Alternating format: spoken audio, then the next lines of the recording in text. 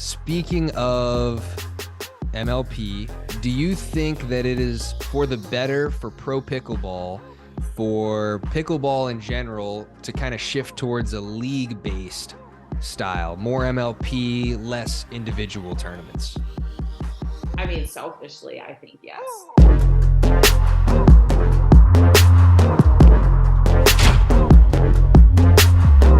Okay, so today we have Lea Jansen on the podcast. One of the best women's players, seems to be probably consensus top 2 female singles player. I would agree with And that. yeah, I mean, I think everybody would, and definitely a force to be reckoned with. One of my teammates on the fives, and also played some mixed with her and did pretty well. She carried me to a few wins as I'm still kind of learning the game. And yeah, so super excited to have her on. Definitely looking forward to this. So thanks for coming on the show.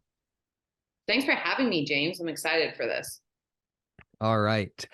So we're going to get into some of the, I don't know if these are the tough questions, but some of the more interesting topics first. So the first thing I'm going to ask you is, in your opinion, can you give me the 3 best teams and the 3 worst teams? You don't have to say the worst teams if you don't want to, but in the major, in the Premier League, In the Premier League, obviously our team. I do believe we're a little bit underrated due to our experience, but I think Hayden's a baller, and I think he's very, very underrated. Obviously Anna Leigh, like I think you and Anna Leigh will be a very tough mixed team. And me and Hayden's not a bad second mixed team. Hayden was actually here this weekend though, and he was fighting over who gets to play with Anna Leigh. So watch out, James. And right. Well, if he plays with Anna Leigh, he might get targeted. So I don't know. I know, right? I know.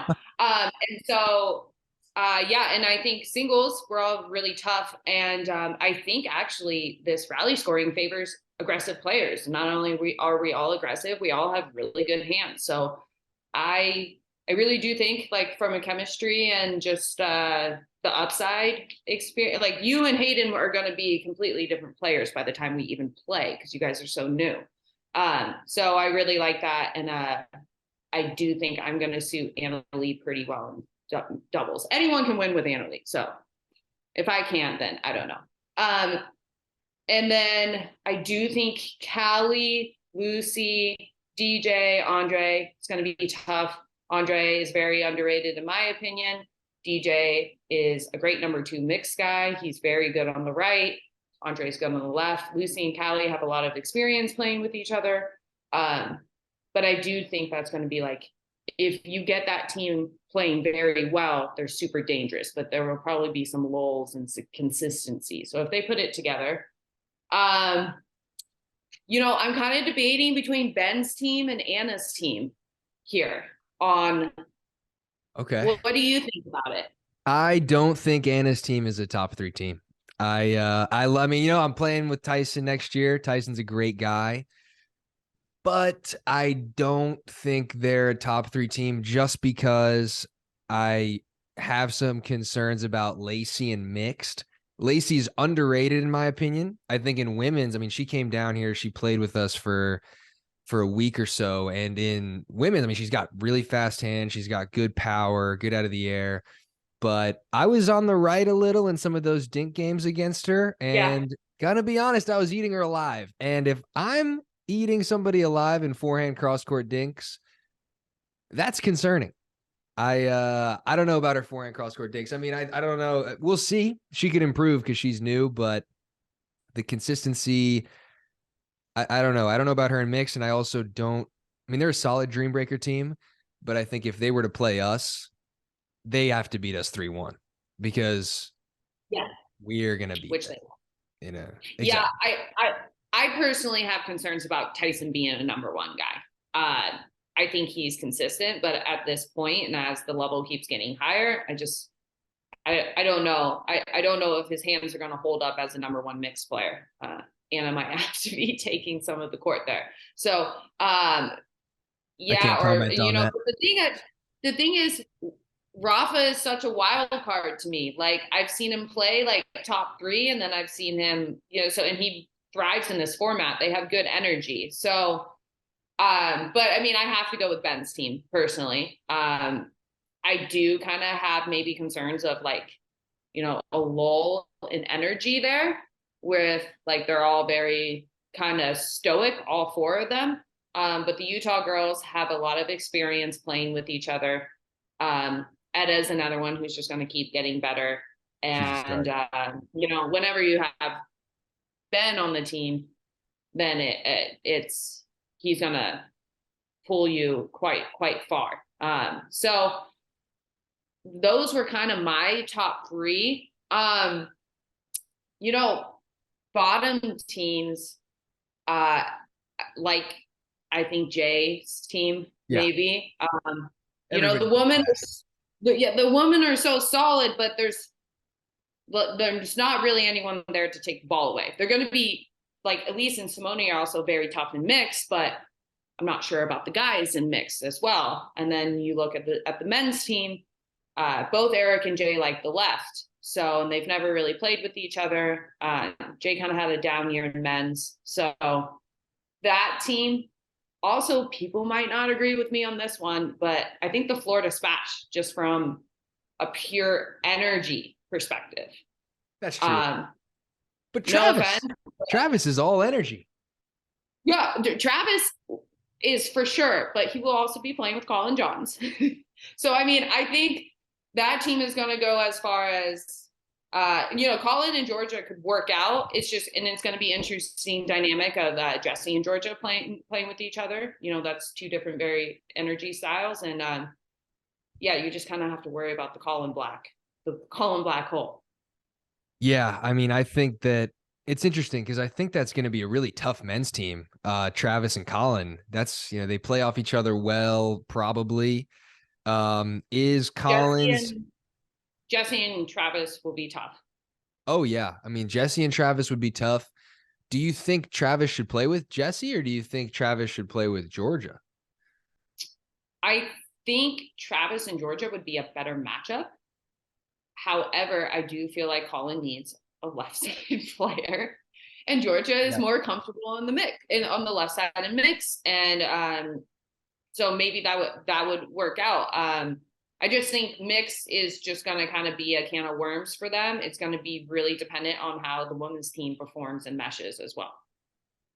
Yeah, I mean, Georgia and Jesse could not be more different as players, in my opinion. Both game styles, like you know, Everything. Jesse doesn't really like just random pull trigger, and that's all Georgia wants to do, which I totally agree with.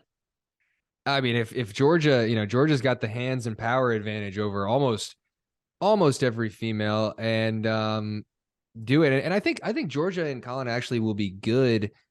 Probably because, you know, you've got, if Georgia's on the left, she's in front of the opposing female. So maybe she can just win in hands in that sort of exchange.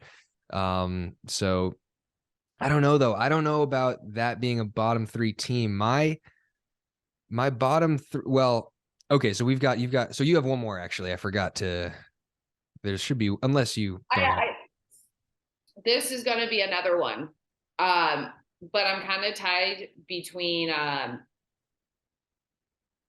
JW's team, and I had one other one written down. You tell me yours, and then So I've got Cabos Vamos, Jay DeVilliers team. That one, in my opinion, has got to be a bottom three. I'm just concerned about JW's team from a pure. Yeah. Sorry, I lost you for a second. Energy, though. Yeah. Yeah, they're just from a pure energy perspective. Yeah, I know. Now I can hear you. Yeah, I don't think that's going to be Hello? a team. And Tardio is going to be a big wild card for me. Yeah, I mean, the issue with that is like the Kawamotos are great mixed players. I mean, Jackie is obviously incredibly good at mixed. But Jackie, I think the Kawamotos are at their best in mixed when they play with a guy that takes a good amount of court. And JW is really not a guy that takes a lot of court. He kind of holds his ground, doesn't do a lot off the bounce, and he's just impossible to attack, basically. And I don't know how they're going to mesh. And they're going to probably be the lowest energy team. And the thing about Gabe is Gabe plays his best when he's playing with a guy like Travis. I mean, they got third place at Beer City. He needs energy. Gabe feeds off of it.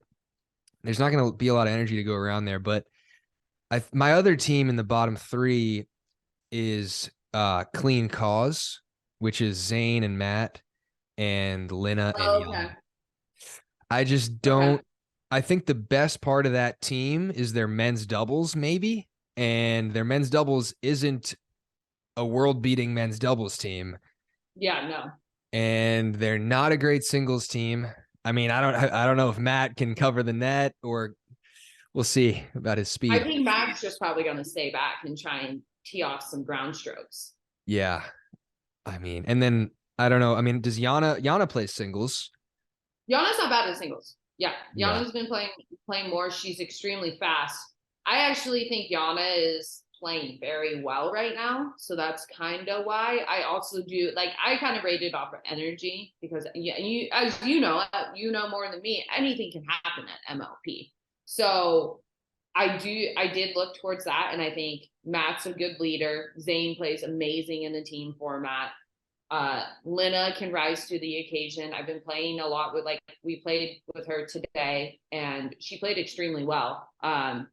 And she's very comfortable on the left. Yana's very comfortable on the right. They're kind of a team that I think might upset a few people in women's doubles just because from a hands perspective, I think Yana and Lena's hands are very underrated. Not only hands, but Yana's got some crazy power, like one ball put away power. And then, that team is going to be obnoxious. Like, they really will be obnoxious. So yeah, that's true. I think that they're going to pull off a few more. You can just never, like, Matt Wright's kind of a gamer. Like, every time I count him out, like, I've stopped counting Matt out because then all of a sudden he shows up again.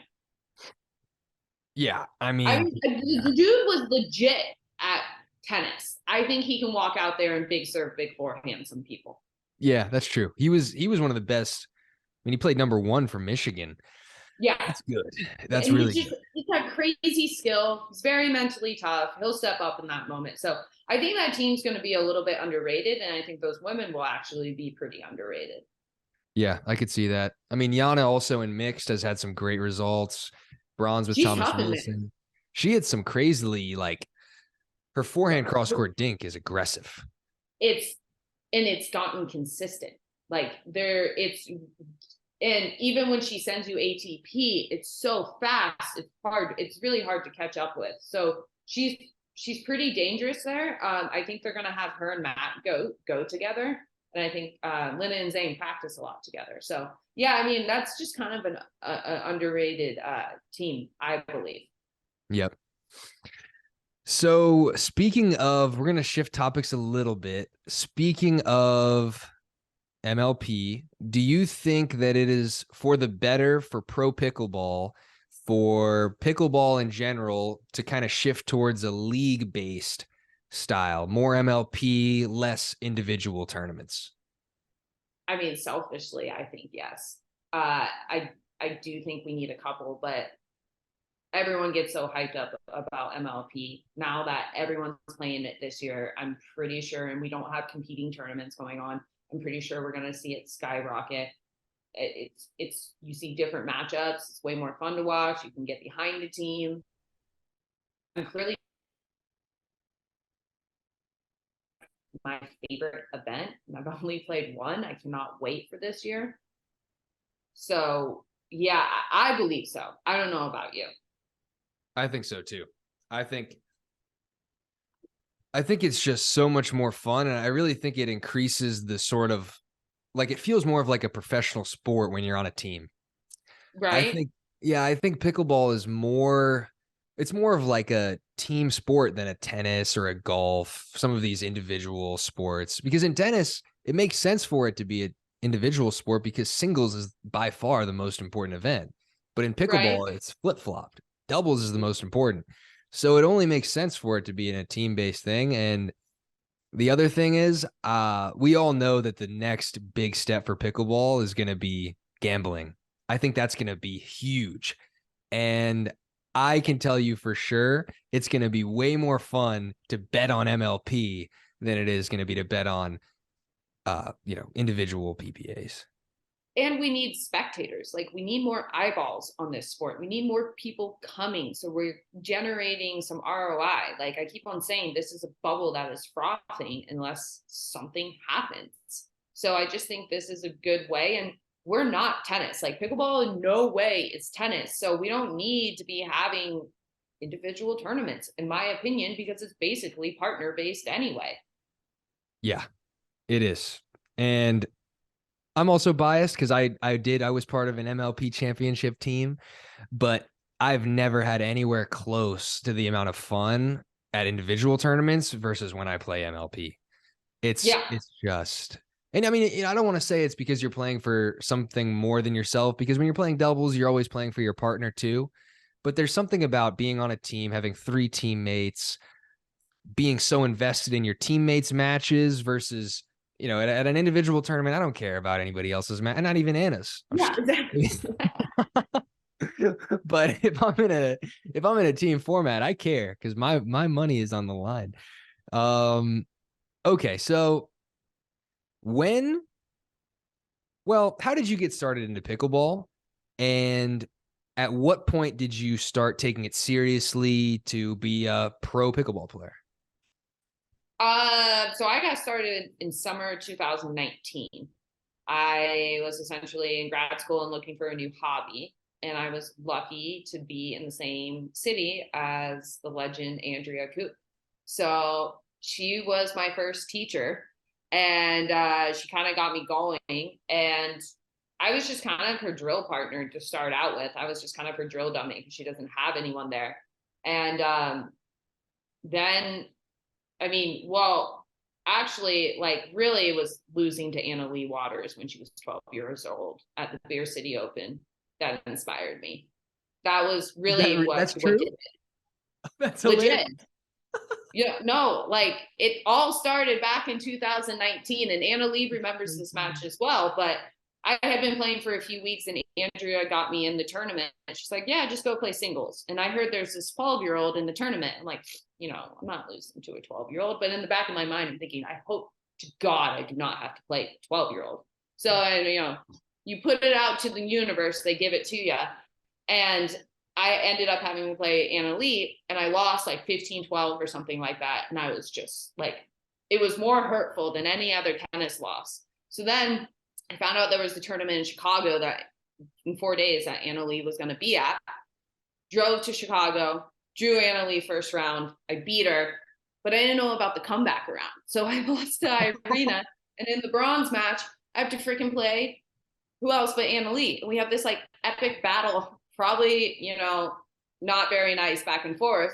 And I ended up losing in like game 3. And I just remember being so devastated. And after that, I just kind of became Andrea's drill dummy and practiced a bunch. And after Corona, I would say is like when I started playing tournaments, but I went full time January of 2021. So, but it was Anna Leigh who inspired it all. That is, I wasn't really convinced until I took that hard loss. I thought it was just like, whatever. Yeah, sure, I'll go play. Yep. Oh, that's hilarious. Well, my start was somewhat similar. I had lost in rec to a 70-year-old man who loved to like talk trash, and kind of somewhat similar in that we had a huge age advantage, me being that much younger, and I got destroyed by him, and he was really it just it set a fire in me kind of the same way, and I just wanted to Yeah. be the best. Yeah. So It's fun. it's like it's just really fun. And I'm sure, like, I mean, you and Anna kind of remind me of how I was. I'm surprised you guys haven't burnt out yet, but you just like want to get better. You just like every day you're learning new things, and it's just like so much fun. And I hadn't felt that ever in tennis, and it's like, whoa, I got a new life. Yeah. I mean, I'm completely addicted to it. Like if I'm not playing, I'm watching. I don't think there's anybody that watches more pickle than me. If they do, then they're insane. I love your throwbacks that you throw up Oh of like, yeah. because I was in the watching, like I wasn't playing tournaments, so I would just watch, and it would be like Riley Newman and Colin Johns, and like I remember Yeah. watching that when you posted it, and I'm just like, oh my god, times have changed so much. Oh, and they were so bad. They were not good. It was funny. It made me want to be like, oh, I wish I was a couple years early because I would have smoked those guys in singles. Oh yeah, Yeah. They oh yeah. doubles is a different story, but singles, oh, I mean, But Singles games are pretty tough. the singles game this year is going to be crazy with the addition of the APP. I mean, the men's singles draws are just going to be, oh my gosh, it's going to be crazy to do that all in one day. Especially before mixed day for you guys are going to really have to pick and choose. I'm not going to play all the singles events. I'm going to probably play like 10. I'll play 10 singles events. Yeah, that's fun. Yeah, I think it's just enough so I'm not like not playing singles because I don't want to be like, I feel like it's kind of soft at my age to be a guy that's like, oh, I'm not going to play singles. Like that's a little soft, but if I play 10, I think it's good enough to yeah. I have this like weird guilt whenever I don't play singles at a tournament. I like have to explain it to myself and everything. And it's like, I don't want to. And like, I shouldn't have to explain it, but that's legitimately the only reason why. It's like a pride thing. I'm like, no, I'll play singles. No one else does. Well, for you, it's like it's different because you're gonna make the finals. You're gonna make some cash. Yeah, that's the other thing. Yeah. And the thing is, we'll be getting more bodies there, but I think until some pro tour girls come over and knock me off the podium, I might still do it. I don't think you're gonna. Yeah, no, I don't see you not making the finals of singles anywhere in the near future until I should probably keep this. So, to change topics again, what is your opinion on rally scoring versus side out scoring? It's destined to happen. Let's just rip the Band-Aid off. Let's do it already. Fully Like, agree. yeah, I mean, I think Ben Johns, when we were talking about it in a PPA meeting before, said the first year there was like some percentage difference, the in quotes top players losing or losing, but the percentage went down. And then the next year, it like everyone like people adjust. You will normalize to it.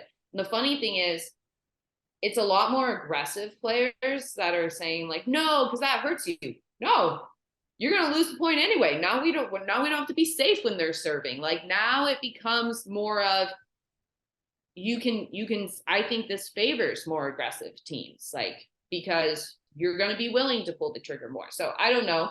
I think it's destined to happen. It's way more fun. When I was watching rally scoring with you guys this year, it was way more fun. I got way more into it. And like, I just played a mock weekend with it. I've been playing a few mock MLPs here in Austin, and yeah, I'm used to it. I kind of like it. I like it. I think it's great. I did it with Dylan and JW over the winter. Dylan was down here training with us. And I think JW said he didn't like it, but I think Dylan is all right with it. And I know it kind of eliminates some sort of look, the argument for it is so much stronger than the argument against it that we should just like you said, rip the Band-Aid off, because the argument for it is that there's like a small layer of strategy, which is that you should be slightly more conservative on the return point because you're risking losing a point. That is so small in comparison to the advantage, which is, for example, gambling. It's going to be so important for gambling because if you've got guys like, for example, me, and I've got so many friends in my fraternity that have been asking me like, when am I going to be able to bet on pickleball? And they want to, and they don't know how side out scoring works. it needs to be simplified, because people that are going to be gambling on pickleball, most of them are probably going to have never picked up a pickleball paddle. So these people need to understand very simply, okay, if you win the point, you win the point. That's all it is. There's no side out. It's just too confusing.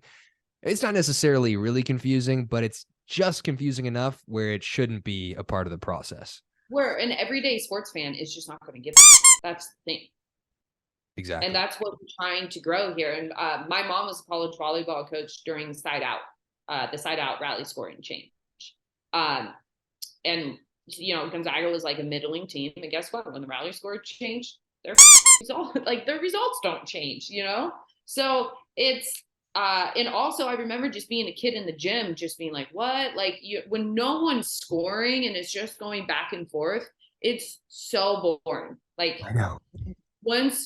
And it makes you concentrate more. It makes you as a spectator in the game more. I just think it's like the fallacy that people don't like change. And too many of the top players, to me, are too afraid about losing. Well, guess what? The level's getting higher. You guys are going to lose anyway. That's a good point.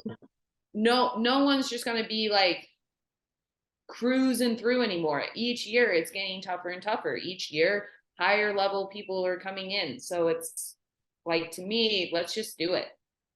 Fully agree. And it's going to make the games shorter a little bit, because I think it'll be rally scoring to 21. Yeah. That's going to be shorter than a side out game to 11. That's good for us.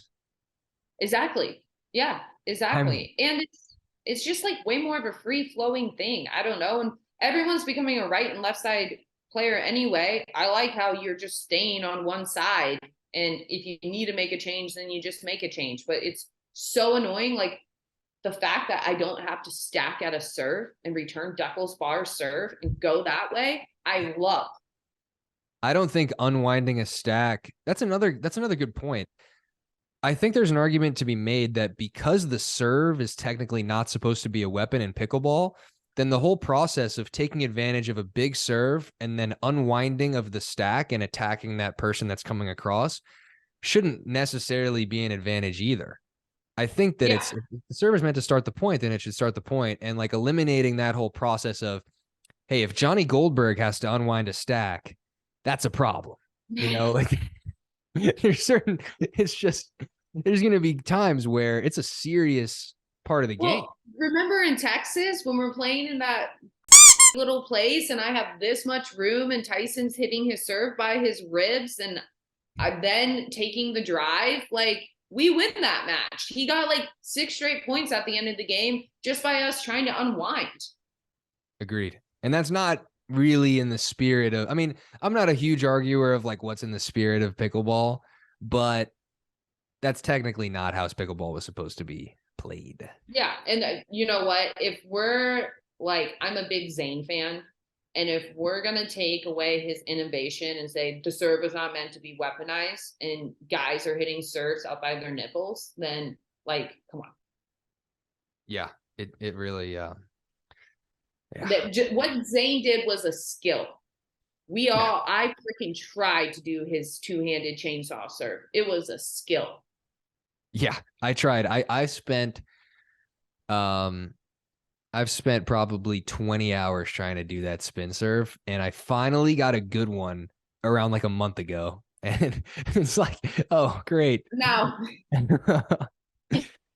So as we wind down the podcast, oh, sorry, I couldn't, you cut out for a second. If this is my last thing. If we're trying not to weaponize the serve and we're taking away his serve, that is way more impressive than someone tossing it up right here and relying on their name not to get called. Like that, to me, that's a skill. And you guys are letting people do it just because you're too afraid to call them on it. Exactly. And I mean, you are definitely a good example of that. Somebody who people said you were serving pretty high and then you brought it down. And I absolutely was. But here's the thing. No one does it to Deco Bar. And it was actually against Anna. I was getting like but here's the thing. If no one's calling you on it, like what's stopping me? And then like everyone was like, oh my gosh. So I stopped because it was like, whatever, it's not helping me anyway. But that was like a total point to everybody about the spin serve. It was just dumb. And like, yeah, okay, sounds good. If Tyson's going to serve up by his chin, I'll do it too. That's what it's funny. I actually remember I got in a little bit of not an argument, but I was actually arguing for you because I was talking to, it wasn't Anna, but we were talking about, I think it was because you played Anna at PPA Riverland, maybe? Yeah. Yeah. And I remember, and people were saying that you were serving it high. And I was like, well, at that point, that was my first pro tournament. I didn't know anything about pickleball, but I was like, if she's not getting called on it, if people aren't stepping in, then it's almost like she should take advantage of the rule. I would take advantage of anything that I'm not getting called on. Yeah. So, and it's Exactly. funny. Like, it was just basically me being like, all right, let's do it. And everyone was like, oh, I can't believe you do that. But you know, whatever. I was the first one to be like, this is stupid. Like, And I and actually the got thing is, called. I always got complained about my serve being too high in 2021. So then I started the spin serve because I naturally hit it lower. And then they took away my spin serve. So I'm like, you just can't win. Can we just go to a drop serve already? That is another potential. I think that actually could be a good idea, but I don't know how to hit one. So whatever. I'll figure I know. that out. Yeah. So for your partners, this is another subject change as we wind down. All right. Who are your partners for 2023? They were supposed to, well, things have changed. And who are your current partners for 2023? Because some people might not know. They might have thought something else and then it changed. Oh, yeah. Well, first of all, I am the mature one, and I take my dumping a lot better than Mr. McGuffin took his dumping. So me and Travis Rettmeyer are going to play. No, like, that's business. Things happen moving forward. Not going to go on a victim campaign. And so, Well, yeah, I'm you going to. shouldn't. You shouldn't, because I can't say this on this. Well, actually, I can, because Travis is a Selkirk guy too. Travis is like, I want to send Tyson a thank you basket. Travis is legit. I would say that so I'm playing men's doubles with Tyson next year. On the right, Tyson's better than Travis. Tyson's one of the best right side men's doubles players. But in mixed, You got a good roll forehand dink. yeah, oh yeah, great drops, big serve. But in mixed doubles, Travis is the better mixed doubles player, in my opinion. And that's anybody. Travis, he has great hands. The guy was an ATP top 50 player. Yeah, he's another guy who I think is very, very underrated. He's going up. He's gonna get better. Oh, for sure. And like no one likes like when you play mixed, you kind of have to establish dominance out there. Like guys are kind of afraid of Travis, which is awesome. Like Yeah. I want that guy on my team. Yeah. Oh yeah. Can fully agree. Like, yeah, he is. You don't mess around with that guy. So I'm pretty excited. And it's like I've had it sometimes in mix. Like I'm a pretty fiery player, so I feel like the guy is always like, "Oh no, you're good." Like Travis will let me be. Like Travis knows. Oh yeah. It's funny. I was playing him in the bronze. Me and Steve Deacon were playing him in West Burroughs in the bronze, and Oh, yeah. Steve, there was like it was a great match, and in the first game, I think Steve sped it up at Travis like 3 times, and each time Travis was, I forget what he was saying, but it was hilarious. He was like, "It's not there, Steve. Like what are you doing, man? Like what?" Like he was just talking trash the whole match, and it Yeah, was by the game so 3, funny. he was like, "Haven't you learned yet?" Yeah, that's what he said. Haven't you learned? That was a great match, like the best match of the weekend. It's too bad it didn't get streamed. Yeah, it is too bad that it didn't get streamed. But yeah. Well, what about your female partnerships, women's doubles? So me and Elise are gonna play the first start of the year together. Elise Jones. That's another person who I kind of feel like I've always said, like, after my experience this past year, that I'm never gonna pick off a name. I do think I can, like, I'm smart enough where I can find somebody who fits my game style. And I think Elise is like super underrated. And she's another one who's only going to get better. Like, I think top guys should just pick her up for mixed right now. I think she's very good at mixed. Yeah, I think so too. And yeah, especially someone like you who wants to move, she'll fill in the hole, she'll back off the line, she'll reset. She'll give you your space and she'll set you up. And she can actually hang in hands battles more than people give her credit for. She doesn't have heavy hands, but she's not easy to blow up. Like, she's really not. She'll get the ball back. Oh, yeah. And she's got great energy out on the court, like great energy. So I'm starting the year with her. We're gonna see how it goes. So I'm pretty excited about it. Women's this year is going to be a lot tougher than women's all previous years. Yep. So yeah, I mean, I know Anna and Anna-Leigh are going to be playing some, so that is, I'm as a pickleball fan, I'm excited to see that. That'll be cool. I'm also very excited for the Riley Anna. Oh, that's good. Ben Anna-Leigh showdown. I have a $500 bet on this with one of the top players, and we're keeping it discreet. But let's just say I think I know it. Yeah. I put some money on a different side. Well, yeah, so I don't know if this might have to get edited out because I don't know if I'm allowed to repeat this, but Matt Wright was saying that he thinks Ben and Anna-Leigh are still not going to lose next year. And he also said that Anna-Leigh is a top 10 men's doubles player. So he's a little out of his mind. But her and Ben not losing, I think, is crazy because her and Ben are going to be a lot more vulnerable next year, not only just because of Anna and Riley, who I think could be the favorite, just because, I mean, we saw when Anna-Leigh played with Riley against Ben and Catherine. Well, here's the thing. It's like when I've had this conversation with multiple top guys about it, I'm like he's gonna have to play less at the court. Yeah.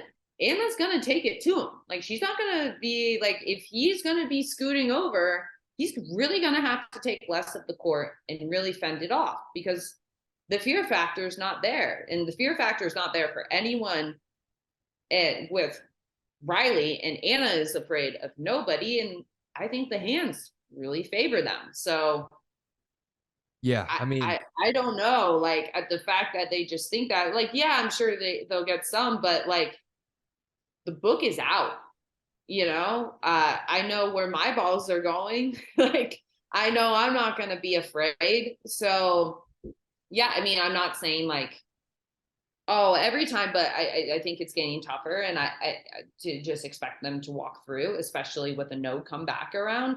I don't know. I don't think it's, I mean, obviously I think they're still the favorite. I think they're still going to win maybe the majority of the time, just because Anna-Leigh is just still, I mean, you know, just a complete stud. And yeah, I practice with her almost every day. She hits the ball almost as hard as I do, and it's tough. I mean, she hits the ball really hard. And we'll see. But I definitely think that there's also going to be other teams. Yeah, there's gonna be a lot of other teams as well. But also, if there's one knack on Anna-Leigh that I would ever put on her, which is why I don't think, like, in the men's game she would be as good as people think, is because her dinking, like, sometimes, like, you know, yes, it's good, but there, oh, is she going to be able to, like, under pressure really keep it? Is she going to be able to really under pressure keep it down to where, like, Anna and Riley can't get looks? I don't know. Like, for sure, like, I'm not saying she's a bad dinker, but I just don't think it's as cut and dry as people make it sound. And here's the other thing. Anna just started playing tournaments like less than a year ago. Yeah. Hello? Yeah, no, I hear you. Yeah, no, I mean, she just started. So how do we know where Anna's going to be in 2 months? How do we know how that partnership's going to form? So there's too many unknowns for everyone just to be like, that's how it's going to go. Yeah. I mean, if there is one not, I mean, Anna Leigh is not, she doesn't get a lot of roll on her dinks. And she can get I mean, it's funny. I was dinking with her today and we were just dinking heads up. And for whatever reason, this could be true. It could be false, but I felt like I had hit more of them. I felt like I'd hit, like I just was hitting dinks, and the thought came, like, I think I've hit more of these than Anna Leigh has, just more dinks, which is kind of crazy. But I felt like it. I was like, I've hit more. I just really feel like I've been here before more than she has, which is crazy because she's been playing since she was like 2 years old. But she doesn't have a lot of reps on the dinks, does she? I mean, she speeds up every third ball. Yeah, I mean, they like the water's changed the game. Like every tennis player coming in has a faster go around because the waters came in and taught us how to speed up. Like that's the game I walked into. They were revolutionary. So yeah, I mean, and especially then because their hands were so much better and their attacks were so much better, they didn't need to.